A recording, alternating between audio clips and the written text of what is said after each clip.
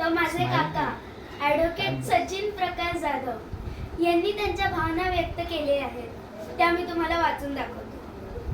प्रिय आई, माझ्या जगाचा आधार, माझ्या श्वासातला प्राण, माझ्या आयुष्यातली पहिली गुरु आणि शेवटची मैत्रीण.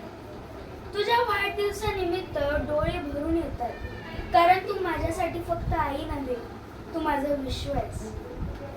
आई, तुझ्या मांडीवर डोकं ठेवलं की सगळ्या जगाची दुखणी बरी होतात. तुझ्या हाताच्या जेवणातून प्रेमाची चव येते, जी कुठल्याही हॉटेलात मिळत नाही. तुझ्या रात्रीच्या जागण्यात मोजताना मला झोप लागते. तुझ्या डोळ्यातल्या स्वप्नांनी मला उडायला शिकवलंस. तुझ्या रडलेल्या डोळ्यांनी मला लढायला शिकवलंस. तुझ्या हसऱ्या चेहऱ्याने मला जगायला शिकवलंस.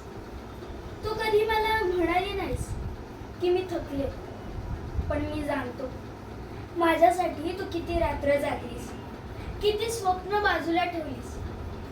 तुझ्या त्या सगळ्या त्यागाचं मूल्य मी कधीच फेडू शकणार नाही. फक्त इतकंच म्हणेन, आई, तुझ्या पोटी जन्माला आलो हे माझं सगळ्यात मोठं सौभाग्य आहे. तुझ्या आयुष्यात मी कधी दुःखाचा प्रसंग येऊ देणार नाही. तुझ्या डोळ्यातून आनंदाचे अश्रू यावेत असं मी आयुष्यभर करेन.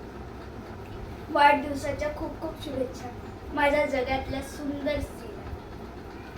तुझ्यासारखी आई लाभली म्हणून मी श्रीमंत आहे. तुझ्या चरणी माझं आयुष्य, तुझा लाडका सचिन.